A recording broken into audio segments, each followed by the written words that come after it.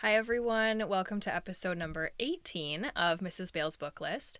Today I'm going to be reviewing The Miraculous Journey of Edward Tulane by Kate DiCamillo. Here we go.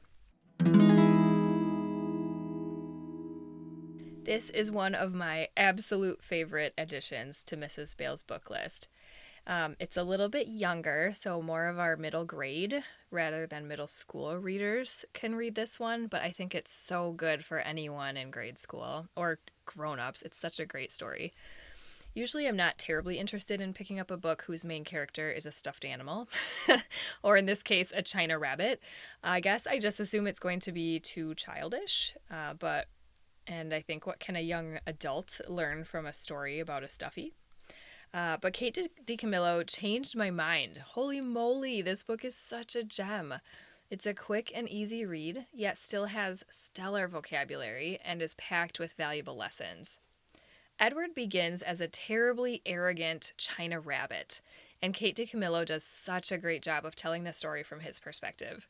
I laughed out loud more than once. Despite the adoration and love Edward is shown by his owner, a little girl named Abilene Tulane, Edward does not reciprocate affection for anyone, except for himself, of course. One day, everything changes when he's separated from Abilene at sea. He begins a journey spanning many years as life circumstances perpetually place him in the hands of someone new. Through every new scenario, Edward is confronted with emotions he's never felt before: fear, desperation, sadness, heartache, elation, joy, and love. Through his miraculous journey, he learns that life is not worth living without love. Hold on to your heart as it's warmed and wrenched, attaching itself to one character only to be ripped apart in preparation for the next. Oh, the emotion contained in this sweet little story. It's suitable for kids of all ages, roughly 3rd through 8th grade. Although I must say my 4-year-old asked me to read the last several chapters to her as I was finishing the book, and she stayed engaged the whole time, even without pictures.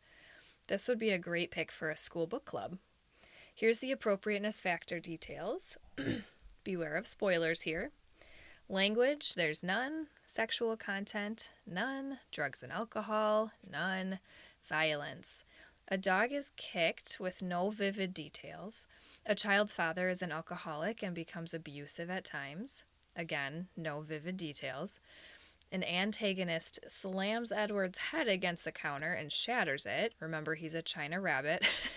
Don't worry, that's not the ending. And alcohol and drug content.